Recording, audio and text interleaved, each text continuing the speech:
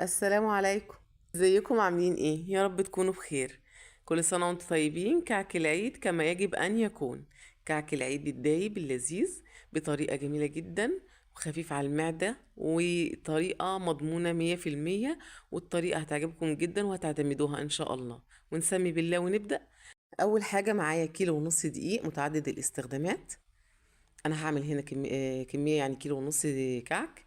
معايا معلقة كبيرة ريحة كعك، ومعلقة كبيرة بيكنج باودر، وثلاث معالق سكر بودر، واربع معالق سمسم. ومعايا كيلو الا ربع سمنة، وزودت عليهم 50 جرام، يعني معايا 800 جرام سمنة بالظبط. وكيس خميرة، وكان معايا ثلاث معالق لبن بودر بس ما تصوروش. بعد كده هبتدي بقى بالدقيق، همسكه كده انخله كويس قوي. ونخل الدقيق هنا مرحلة أساسية، لازم الدقيق يتنخل كويس قوي. بعد كده هجيب بقى ذرة ملح صغيرة زي ما انتم شايفين كده. بعد كده هنزل بالسكر والسمسم، وبعد كده اللبن البودر والبيكنج باودر وريحة الكعك. كده نزلت كل المواد الجافة كلها على بعضها، وابتدي اقلب كده. انا ما حطيتش السمسم في السمنة لان السمسم عندي متحمص كويس قوي. فرحت بقى قلبت كده المكونات كلها ببعض كده الجافة. وبعد كده جبت نص كوباية لبن دافية، وفضيت عليها كيس الخميرة، واقلبها واركنها على جنب لحد ما اتاكد ان الخميره شغاله وهتخمر معايا. بعد كده جبت السمنه احطها على النار تسيح شويه. انا عايزه السمنه ما تبقاش بتغلي قوي، انا عايزه السمنه هنا تكون دافيه، مش سخنه قوي، عشان يعني يبقى خفيف على المعده.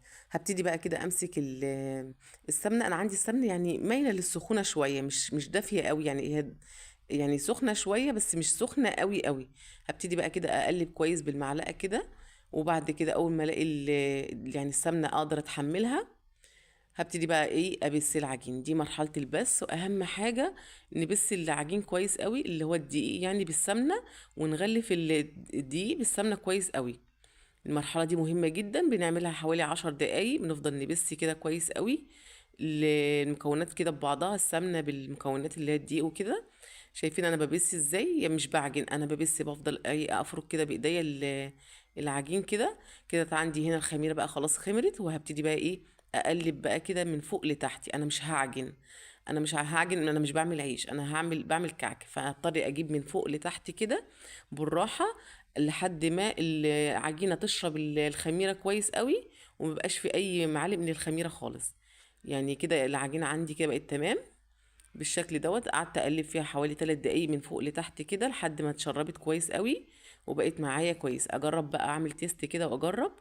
جبت واحده كده، لفتها، وبعد كده ايه دوست عليها بالبصامه ما شققتش. لو شققت معاكي يبقى كده الدقيق بتاعك شرب السمنه كتير قوي ومحتاج سمنه تانية.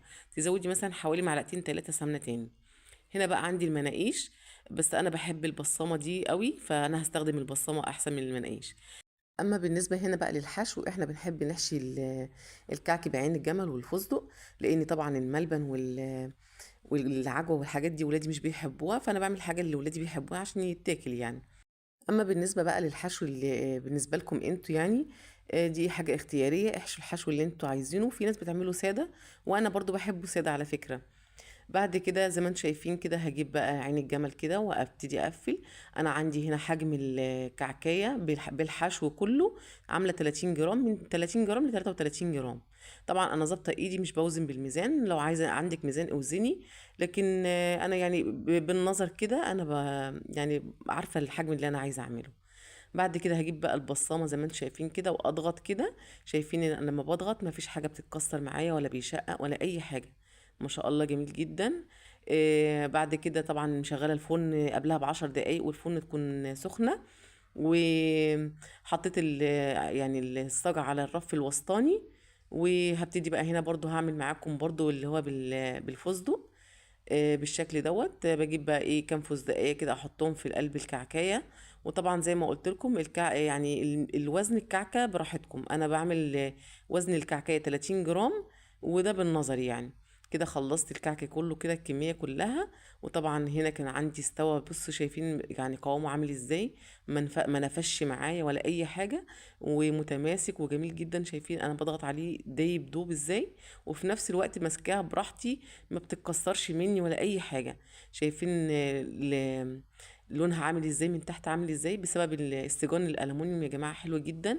لما تيجي تعملي حاجة اعمليها في الالومنيوم، جميلة جدا، بتوزع الحرارة وبتخليه جميل جدا، وكله واخد لون واحد يعني. ما شاء الله جميل جدا ومتماسك، ماسكاها براحتي مش بتتكسر مني. وطبعا ما نجيش جنبه غير لما يبرد تماما.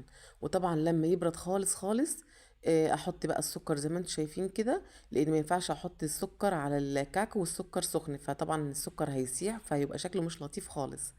وكده الكعك بقى بتاعنا مظبوط و100%، والطريقة جميلة جدا. ولو عجبتكم طريقتي ما تنسوش تدعموني بلايك وتشتركوا في قناتي، واشوفكم في وصفات كتير ان شاء الله. مع السلامة. السلام عليكم، ازيكم عاملين ايه؟ يا رب تكونوا بخير. النهارده هنعمل مع بعض الغريبه الناعمه الدايبه قوي قوي، إيه زي كده ما بيقولوا السهل الممتنع. انا هقول لكم النهارده كل التريكات اللي هي المفروض تطلعها ناجحه. اول حاجه هنسمي بالله ونبدا. معايا مج مليان سمنه بلدي، ومعايا نص المج برضو سكر بودر، واستحسن ان يكون السكر بودر نشتريه جاهز عشان يكون ناعم، ما يكونش ما ينفعش نطحنه في البيت عشان يبقى مخرز.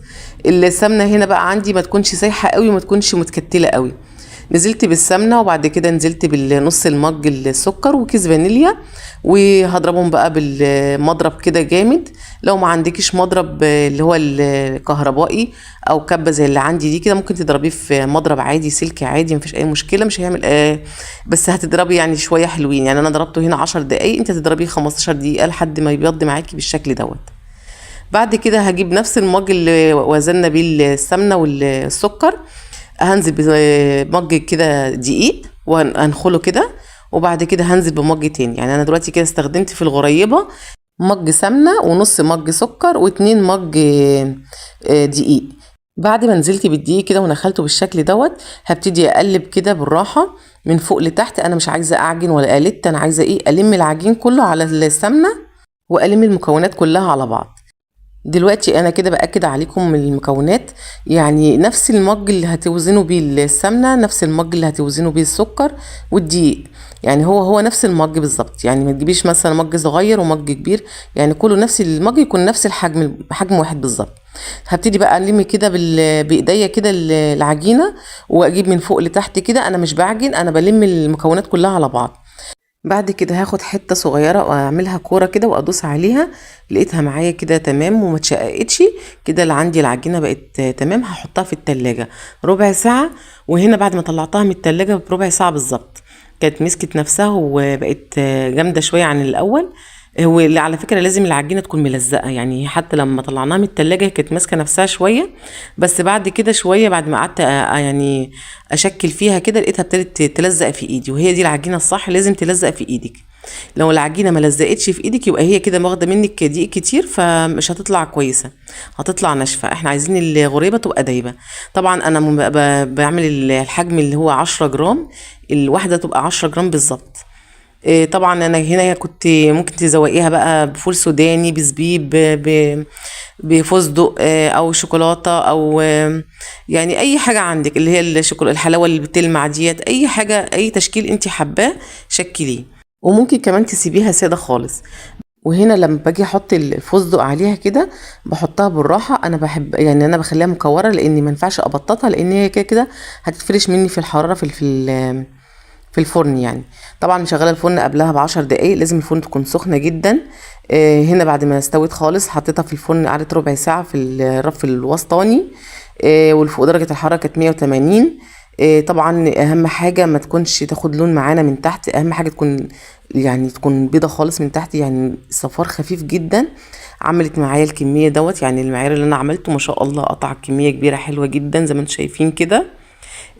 طبعا خفيفه طبعا، وما ينفعش المسها ولا اجي جنبها غير لما تبرد خالص. يعني دلوقتي انا ماسكه الصاج بايدي عادي جدا، بصوا انا بكسرها ازاي، بتتقطم معايا قطم كده، وفي نفس الوقت يعني بتدوسي عليها بيبقى بص يعني دايبه دوب خالص، يعني جميله جدا.